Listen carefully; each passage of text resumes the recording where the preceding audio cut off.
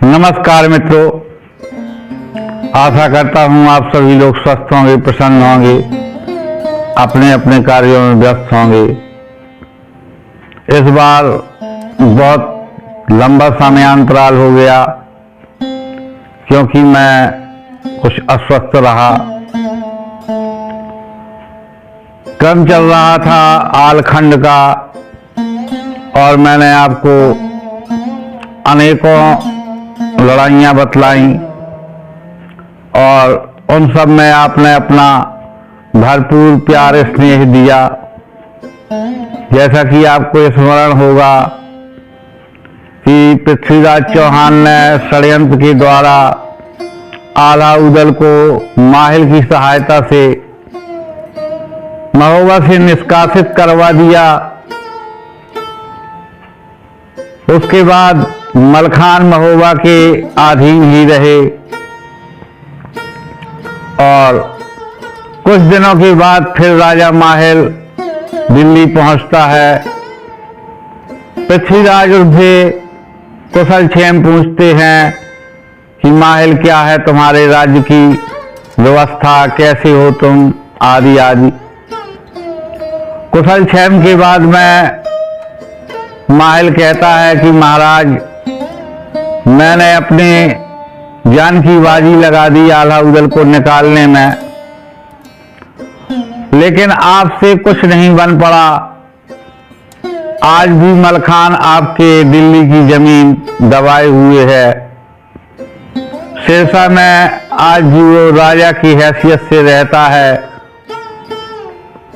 तब पृथ्वीराज कहते हैं, बात तो तुम्हारी सही है माहिल, लेकिन बैठे बिठाए कौन झगड़ा मोल ले।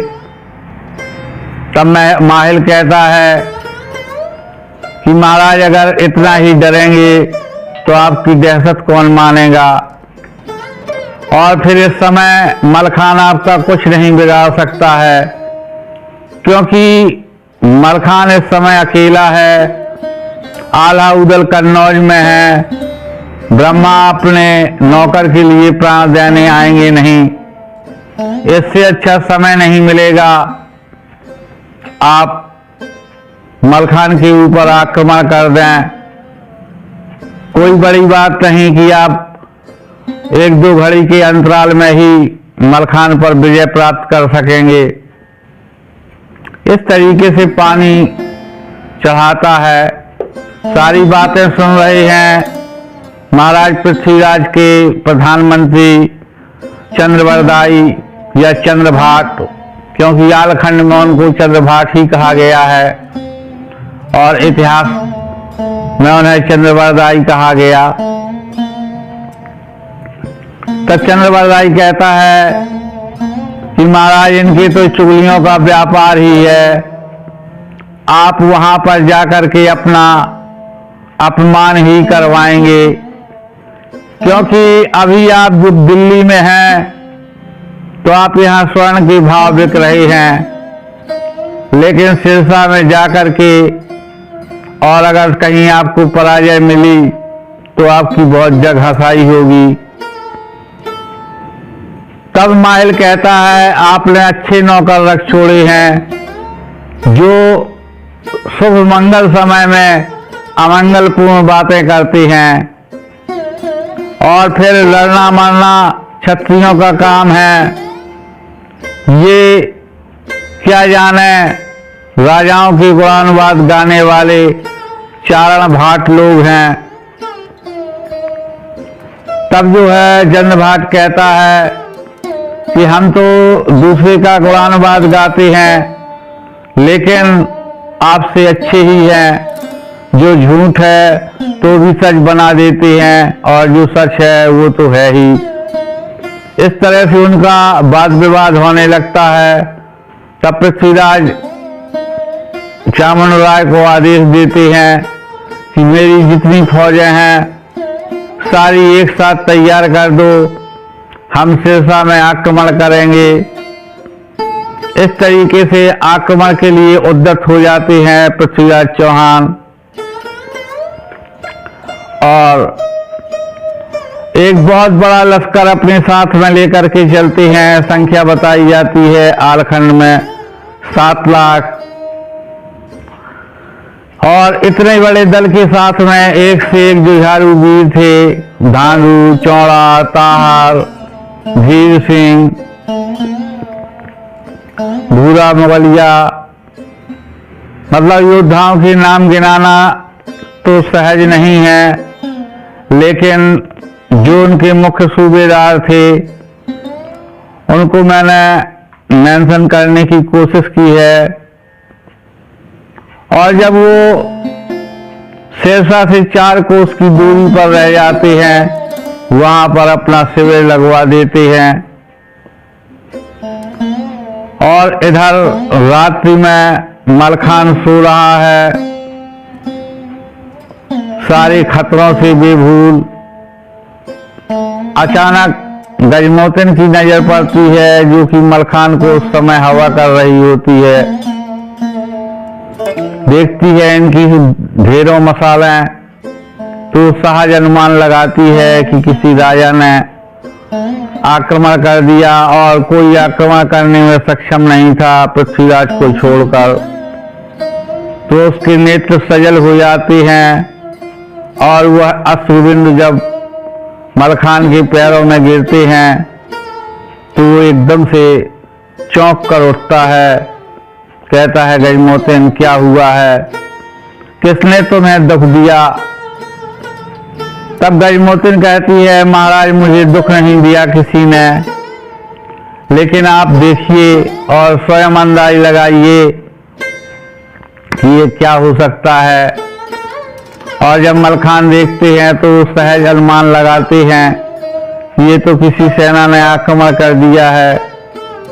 एक साथ इतनी ज्यादा मसालें दिखने का अर्थ है कि किसी राजा ने यहाँ चढ़ाई की है। तब उतनी ही समय मलखान जाते हैं और अपने सामंतों सूबेदारों को बुलाते हैं और कहते हैं कि ये वक्त आ गया है अपने मातृभूमि के लिए जूझ मरने का। अगर आप लोगों में से किसी को इनकार हो तो वो अभी मुझे छोड़ सकता है, और अगर युद्ध के लिए आप लोग तत्पर हैं तो आप अपना विचार बतलाएं। ऐसी बात सुनते हैं जब मलखान की, तो उनके सारे ही सामंत और प्रमुख सैनिक कहते हैं, हम गंगा की सौगंध उठाते हैं कि महाराज आपके प्राणों के साथ हम अपने प्राण देंगे, हम आपके साथ में अंतिम सांस तक लड़ेंगे। और जब ऐसा आश्वासन मिलता है तो मलखान आश्वस्त हो जाते हैं। और इसी सब के बीच में धीरे धीरे भोर का धुंधलका हो उड़ने लगता है। तब माहिल कहता है कि महाराज आप क्यों गफलत कर रहे हैं पृथ्वीराज चौहान से, यही समय है आप आक्रमण कर दीजिए, सोते हुए मलखान को बंधन में ले लीजिए। तब चंद्रभाट कहता है, कुछ तो क्षत्रियोचित बात किया करो, तुम्हें अपने मन से शर्म नहीं आती है सोते हुए किसी को जाके बंधन में लेना। ये कहाँ का शूरवीरता है और ये कहाँ का वीरत्व है। तब पृथ्वीराज कहते हैं हमें क्या करना चाहिए। तब चंद्रभाट कहता है कि महाराज आपको एक दूत भेजना चाहिए, या तो हमारी शर्तों को मान लें या फिर हमसे युद्ध के लिए तत्पर हो जाएं, जो कि राजोचित है, राजनीति यही कहती है। और जब पृथ्वीराज ऐसी बात सुनते हैं तो वो चंद्रवरदाई की ये बात मान लेते हैं। तब वो राजा धीर सिंह को बुलाते हैं। जैसे वहां पर श्री राम जी ने दूत बनाकर अंगद को भेजा है, यहाँ पर ये राजा धीर सिंह को उस दूत कर्म के लिए भेजते हैं और कहते हैं जाकर चले जाओ मलखान के यहाँ, हमारी शर्तें बता देना, कहना ये किला सिरसा का ढहा दो चंद्रावल का डोला हमें दे दो, हार नौलखा दे दो और तुम सुखपूर्वक यहाँ पर रह सकते हो, लेकिन ये किला नहीं यहाँ रहेगा। इस तरीके से अपनी सारी शर्तें बताकर धीर सिंह को भेजते हैं और ये भी कहते हैं कि अगर वो शर्तों को नहीं माने तब तुम अपनी सांग गाड़ देना, कह देना दूसरा विकल्प ये है कि जो इस सांग को उखाड़ देगा तो पृथ्वीराज चौहान लौट जाएंगे और नहीं तो तुम अधीनता स्वीकार कर लेना। तब राजा धीर सिंह वहां से अपने 200 सैनिकों के साथ में जाते हैं। मलखान उनसे बहुत अच्छे से भेंट करते हैं, एक दूसरे से नमस्कार का आदान प्रदान होता है। उसके बाद धीर सिंह अपनी पहली शर्त बताते हैं और मलखान कहता है बस अब शांत हो जाओ, इसके आगे मैं नहीं सुन सकता हूँ। जिनसे हमने अपने पांव पुजवाए हैं उनको हम अपनी क्या लड़की देंगे, और अगर धीर सिंह अब भी तुम शांत नहीं होते हो तो मैं ये तलवार तुम्हारे पेट में उतार दूंगा। ऐसी बात करके मलखान धीर सिंह को शांत कराते हैं और कहते हैं कि अगर साहस ना हो लड़ने का तो पृथ्वीराज यहाँ से लौट जाए, मैं कुछ नहीं कहूँगा। इतना सुनकर के धीर सिंह मलखान को अपनी दूसरी शर्त बताते हैं कि मैं अपनी एक सांग गाड़े दे रहा हूँ, अगर आपकी राज्यसभा में कोई मेरी सांग उखाड़ लेगा तो पृथ्वीराज यहाँ से वापस चले जाएंगे। और धीर सिंह क्रोध करके, और चूंकि वो हनुमान भक्त थे, उनकी आन लगाते हैं और वो तवों के अंदर छेद करते हुए सांग आधी समा जाती है धरती में, आधी रह जाती है ऊपर। तब मलखान की राज्यसभा में अनेकों शूरवीर उठते हैं उस सांग को उखाड़ने के लिए, लेकिन वो सांग नहीं उखाड़ पाते। मलखान अचंभित हो जाता है, क्योंकि किसी भी देवता की अगर शक्ति लगी है तो ऐसा संभव नहीं है कि सामान्य नागरिकों के द्वारा कोई काम हो सके। तब मलखान जाते हैं देवी माँ के पास और उनका पूजन करते हैं। तब माँ भगवती कहती है कि जब से सिरसा का अभ्युदय हुआ, यानी तुम्हारी सिरसा में राजगद्दी हुई, तब से आज तक मेरा तुमने पूजन नहीं किया, आज ऐसा क्या संकट आ गया मलखान। तब मलखान उन्हें सारी बात बताते हैं। तब देवी माँ कहती हैं कि तुम इस बात में यहीं मौन हो जाओ, क्योंकि इसमें महावीर की आन लगी हुई है, और अगर ये तुम सांग उखाड़ोगे तो निश्चित ही तुम मारे जाओगे। तब मलखान कहता है माँ, अमर तो वैसे कोई नहीं है, लेकिन वचन अगर मेरा पूर्ण हो गया तो मैं ज्यादा श्रेयस्कर समझता हूँ, इसलिए आप मुझे दूसरा मार्ग बताइए जिससे मैं सांग उखाड़ दूं। तब देवी माँ कहती हैं कि तुम सांग को जाते ही अपने बाएं पैर के अंगूठे से उखाड़ना, उखड़ जाएगी, और वही सांग लेकर के राजा धीर सिंह के गले में डाल देना, और जैसे शमशी से कसा जाता है बख्तरबंद को, उसी तरीके से उस सांग को राजा धीर सिंह के गले में उमेट देना।